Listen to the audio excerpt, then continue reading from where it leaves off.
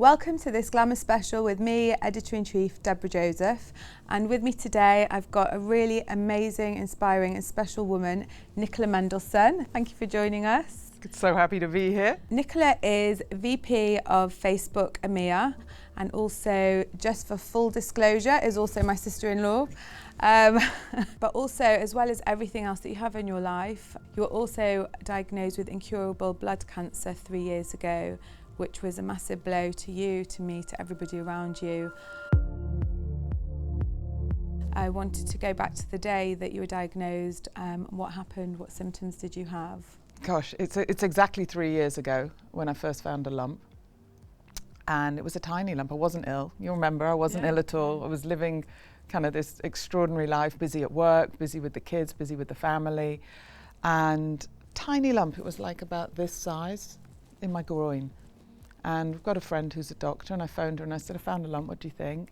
She goes, don't worry, lumps come and go with women. It didn't go. I've always been quite in tune with my body, checking my body. So I went to see her, and because I know her, I remember seeing her face when she, looked at it, and I said, you don't like it, do you? She goes, I'm not sure what it is, I don't know, but let's get you checked up by someone. I went to see a gynecologist, is who she sent me to, and he examined me. He thought I was all right. And I literally had my coat on, and he said, you know what, while you're here, wouldn't do any harm to do a CT. Let's get a CT scan just to be sure. And then I went home, didn't think anything of it. A few hours later, I saw that I had lots of missed calls from the doctor and also from my friend. I remember going to talk to John, my husband, and saying, I think this is bad news. And I phoned my friend, and she said, have you spoke to the other doctor? And I said, no. She said, well, I'm coming around right now. She said, we can see tumours up and down in the inside of your body, but we don't know what it is. So you need to get a biopsy, you need to see what happens. So that's where it started. And then it was a weekend. You can't get anything done on a weekend. So it was literally, we didn't tell anyone, we didn't tell anybody in the family. It was just John and I at that point, because we thought better to know what we're dealing with. And also it was our son's 18th birthday the following weekend. So you don't think rationally. It was horrendous weekend. I just thought of all the worst things that could possibly happen. I lost half a stone in weight from worrying and not sleeping and crying and trying to put on a facade of normal all at the same time. And on the Monday, had to have a PET scan, and then I went to see a haematologist to find out what was really going on, had a biopsy. So within a week, I was actually diagnosed, which is actually very unusual for a blood cancer. Blood cancer, often people can go 2 to 3 years, getting more sick, getting more symptoms, which get, especially for women, get passed off as, oh, you're tired, is that the menopause? Oh, you're having night sweats, that's the menopause. You're doing too much, don't worry. And actually, sometimes these things can be actually blood cancer. And did you have any symptoms? Absolutely no symptoms. I haven't had any of those symptoms. 3 years on, I haven't had any of those symptoms. So some people get them, some people don't. I didn't get them. Wow. So what happened then? So I got the actual diagnosis that I had a blood cancer, and it was non-Hodgkin's follicular lymphoma, which is something I'd never heard of. Most people can't say it. No. And it's actually the most common of the non-Hodgkin's lymphoma. But at that point, my mindset was all around, well, I've got to beat this. When you hear about cancer, you hear about the fact that, you'll cut it out, you'll blast it with chemo, and then you'll get better. I started to do research into it, and the course of initial treatment that was being recommended was to start chemo that week, which was sort of what I had expected. But as I started to do research on it, I actually saw that there was no change in your overall life expectancy if you treat now or treat in the future. Makes no difference, it still grows slowly. And there is actually something called watch and wait, something that patients actually call watch and worry, which is where the doctors monitor you, but they don't actually do anything. And they see how the progression of the cancer is growing. For me, I was able to go for 18 months watching and waiting until the point at which some of the tumours had grown near my kidneys, and they were worried about actually whether it was going to block my kidneys and give me kidney failure, which is when they decided I needed to start treatment. I mean, I remember that day well. I think when they told you needed chemo was the first time I really saw you break down and show massive emotion, because you were just so strong. I will never forget the day you came round to my house. It was a Saturday, and you walked through the door, and I knew straight away something was going on, because you just didn't have your normal face. And we sat in the living room, and you said to me and Adam, I've got cancer, but if you're going to get a cancer, this is a good one to get. What made you think that? What made you say that? There can be a good life expectancy for people with this cancer, so you can live 20 years. It might be longer. That bit is all a blur. I remember very clearly telling, being with John, getting that initial diagnosis, I remember clearly telling the kids, and then all of it is a bit of a blur. What do you say to your kids in that situation? It was really hard. And it's hard rethinking it, I have to say. We got the kids all together. We're a close family, that we are, and it was Sunday morning. It was about 8 days after I'd been diagnosed. I mean, I was very emotional. I really found it hard to get the words out. John was very helpful to kind of help get through the conversation. The kids just looked sad, and then Zach, who was our youngest, who was 11 at the time, just turned around and said, "Are you going to die?" And that just finished me off, and then it was like, I need hugs, give me hugs. I need lots of hugs, so I'm going to do my very best not to. We didn't lie to him. No. All the advice is be honest, and so we were honest. I mean, the interesting thing about this cancer is it's invisible. You look probably the best you've ever looked in your life. Everyone says Nicola looks incredible, Nicola looks incredible. And there's such a weird irony to that, because obviously you've got incurable cancer. How do you manage that response from other people? And sometimes I think, I don't treat you as a sick person. I treat you exactly the same as I always have.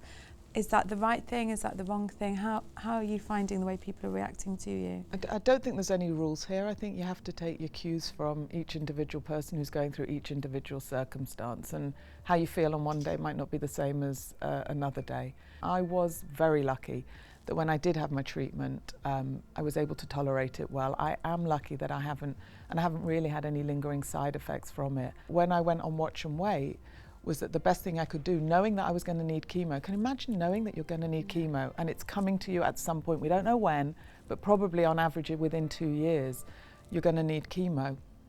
So what can I do? What can I be in control of? I can't be in control of the disease, what can I be in control of? And so the doctor said, get strong, just get strong, all the things that we're always told, eat well, do your exercise, and then when you need chemo, your body will recover quicker. I just tried to be a bit kinder on my body, so that when I did take treatment, I would be able to tolerate and recover stronger from it. I also know I'm fortunate, and not everybody that has this cancer or everyone has this treatment is as fortunate as I am. I mean, just the very basic thing. I remember before you started your chemo, you went and bought a wig. You were sending me photographs of you in different wigs and which one's the most likely best match to your hair, and actually you didn't even need it in the end, because you didn't really lose your hair. Yeah. Which I think, again, in terms of it being an invisible cancer, because you didn't look like you were going through chemo, it was difficult to know how to treat that. Yeah, I agree. Again, I'd read a top tip which said, don't wait till your hair starts falling out to buy a wig. Get it beforehand, and then it will be a nicer experience. I mean, it's still a very traumatic experience to go and get a wig, because you're going to lose your hair. But it's again, not all chemos are equal. And I knew there was a chance with this chemo that I could lose my hair, but also I knew it could thin, and I didn't want to take the risk. So it did thin, my hair did thin. This is all my hair. And it does grow back. And mine's pretty much grown back more or less the same, not quite as thick as it was. But that's what it does matter to people. It mattered to me how I felt. And so I have this wig, it's sat there, and I'm very happy that I've never had to use it. The thing that surprised me the most about your response to your cancer was you actually started opening your mind to alternative treatments. What made you change your mind, and also what did you do that surprised you? I tried everything. I went reflexology, acupuncture. I had a look at all the vitamins and minerals and whether I was deficient in any of those things. And so, yes, I've embraced a lot of different things, a bit of mindfulness, just reading everything I can. Do you think they made you feel better? I think it gave me a purpose to do something, so I didn't feel powerless. But I was also very clear, and I said it with my doctors, that at the point in time that I needed treatment, I would stop anything that looked like it had the potential to interfere. So I stopped all the vitamins, etc. Where did you find the most amount of support from? I think I found the most support by just living my normal life. and actually just getting on with doing the things that I'd always done. I mean, there was that initial kind of flurry at the beginning. Looking back now, I wasn't as present as I'd like to be, and I think Adam, my husband, also feels the same. But I think when you're such a strong person, we didn't want to make you feel weak by constantly treating you as a different person. You know, if I suddenly started ringing you every single day, it would have been a bit strange. You were there, you were always there. And if I ever needed you, I knew I could count on you. Well, I know you found a lot of support in Facebook groups.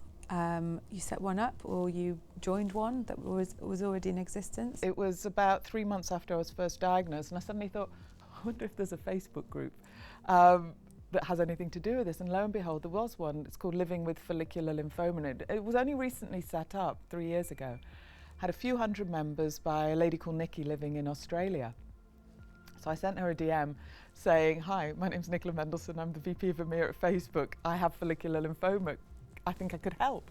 And actually we've become really good friends. And together we've now grown this group to be 6,000 members strong. Which is incredible, because one of the reasons no one's found a cure for your cancer is because they deem it to be a small cancer, and also one that only affects older people. Yeah, it's classed as a rare cancer. There's less than 1 million people living with it in the world. So the 6,000 strong of us now, it's the largest group that's ever existed of follicular lymphoma patients in one place, and it is the single best place for advice and support and top tips. And you often see people putting in posts in there that go, I just need to rant X, Y, Z, I know you'll all understand, sort of, thank you for giving me the space. People are just there for one another. It's brilliant. It's amazing. How did Facebook respond to your illness? Because, you know, when people get ill, sometimes they're forced to take a step back because they don't get the support from their employer. How was it for you? I couldn't have wished for a better place to be at work and to have a diagnosis like this. I was instead, take the time off, whatever you need, we are here for you. I was like, no, that's the worst thing. I definitely don't want that. I'll just be sitting at home all day and just thinking about my mortality. I do look at you sometimes and think, how do you are always happy, you're always positive, you're always doing something. How do you manage that? How have you managed to do that? I think because I've always just lived my best life possible. I've always felt very grateful for the life that I have, the family that I have, the friends that I have, the opportunities that I have. And I really saw the darkness of what happens when you allow your mind to wander. And I know it's an easy thing to say, because it's so easy to do that spiral down. You know, if I get worse, if I get ill, who's going to be there? And then suddenly you're in the worst place possible. And it's hard. It's hard to get out of that pit. It is a pit of misery. It is a pit of despair, and it pulls you physically. Yeah. I mean, it made me physically ill. Yeah. I could see the physical consequence, and I just thought, that's not me. I am not going to do that. That's not how I want to live my life. However many days, weeks, months, years I have, I'm going to live my best life possible.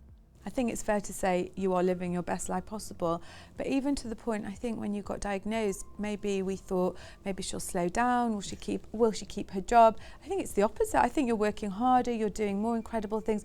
You're even now trying to find a cure for your cancer with your own foundation. Did you ever think, I will take a step back, or was it never even an option? No, it's definitely not an option, because it goes back to, do I want the cancer to define me? And the answer to that is no. Absolutely do not. Everybody kept saying to me, amazing advances in medicine, you know, there'll be a cure, don't worry, don't worry.